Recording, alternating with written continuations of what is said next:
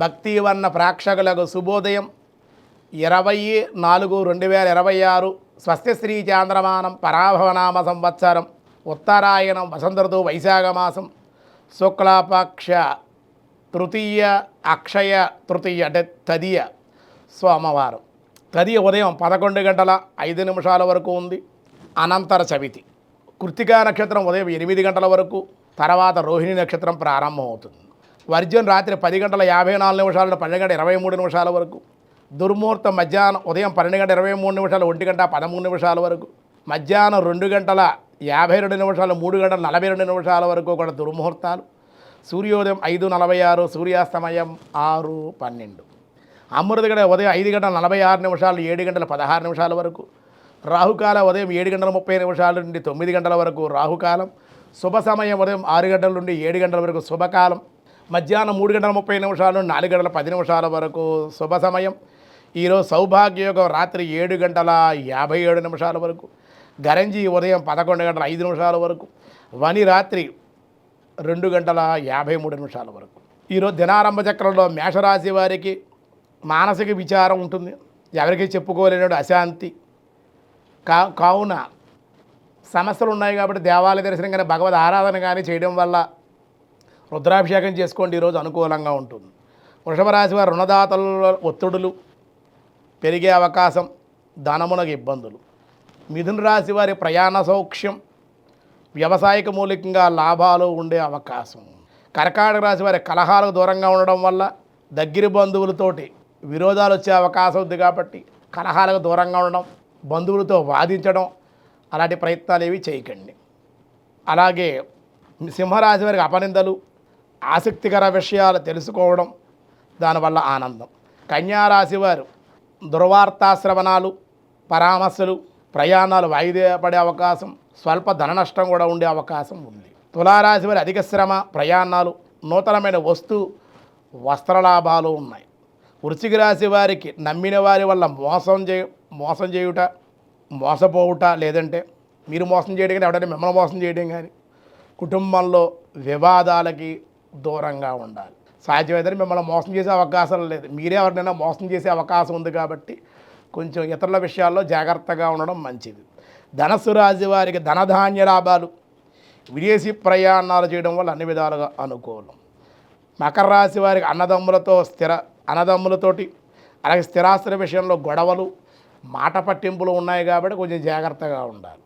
కుంభరాశి వారు అనుకోని ధనలాభం, నూతన పరిచయాలు, దానివల్ల ఆనందం అనుభవిస్తారు.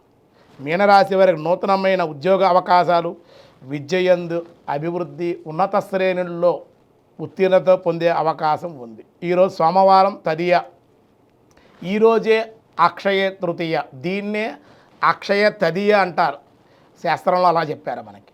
కాబట్టి అక్షయమే. ఈరోజు ఏమాత్రం స్వల్పంగా దాన ధర్మాలు చేసినా, భగవద్ ఆరాధన చేసినా, లక్ష్మీనారాయణ ఆరాధన చేయమన్నారు, లక్ష్మీ నారసింహ ఆరాధన చేయమన్నారు, అశూన్యాశైన వ్రతం చేయమన్నారు ఈరోజు.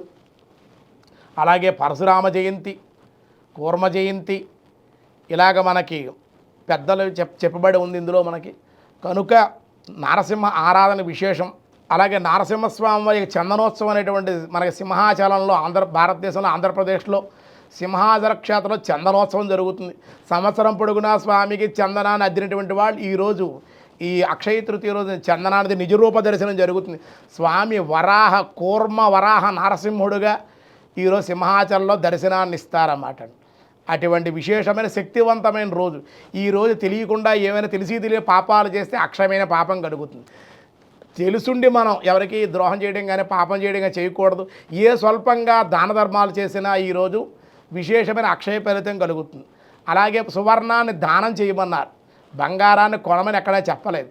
డబ్బున్నవాడు కొనుక్కుంటాడు, లేనివాడు దానం చేయమన్నారు తప్ప బంగారాన్ని కొని ఇబ్బందులు పడమని చెప్పలేదు. ఎక్కడా కూడా బంగారం కొనమని ఎక్కడా లేదు. ఉన్న బంగారాన్ని శుభ్రం చేసుకుని ఆ బంగారం లక్ష్మీదేవికి, నారాయణమూర్తికి, మీ గృహదేవతకు సమర్పించుకుని ఆ బంగారాన్ని మీరు ధరించాలి. ఆ వస్తువులు కూడా శుభ్రంగా ఉంటాయి.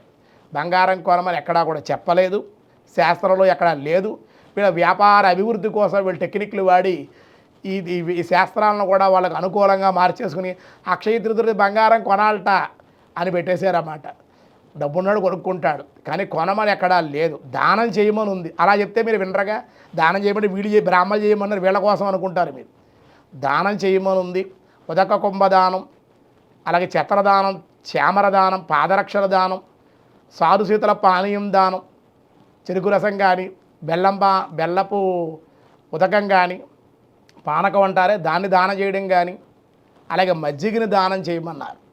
అలాగే భగవద్ ఆరాధన, లక్ష్మీ నరసింహ ఆరాధన, సోమవారం కాబట్టి పరమశివుడికి అభిషేకం చేసుకోవడం, అక్షయ తృతీయ రోజు చేయవలసిన పనులుగా చెప్పారు.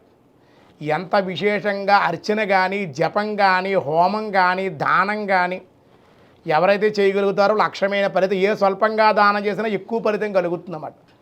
డబల్ ఇంట్రెస్ట్ అన్నమాట ఈరోజు. కాబట్టి అటువంటి అవకాశాలు ప్రతి ఒక్కరు కూడా వినియోగించుకుని ఏదో ఒకటి స్వల్పంగా దాన ధర్మాలు మీకు తోచినది మీ తాహత తగ్గట్టుగా దాన ధర్మాలు చేసుకోవడం, భగవద్ ఆరాధన, జపము, హోమము, మంచి మంచి పూజలు, వ్రతాలు ఇవన్నీ కూడా ఈరోజు చేసుకోవడం వల్ల చాలా విశేషంగా చెప్పారు.